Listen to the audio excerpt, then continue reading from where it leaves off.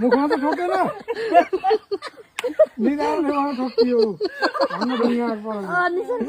ल बाघ कसरी निक्लिने अब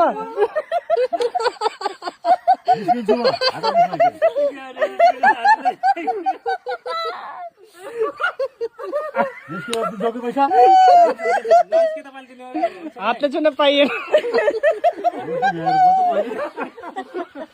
तपाईँले दिनुपर्छ है हामीलाई फेरि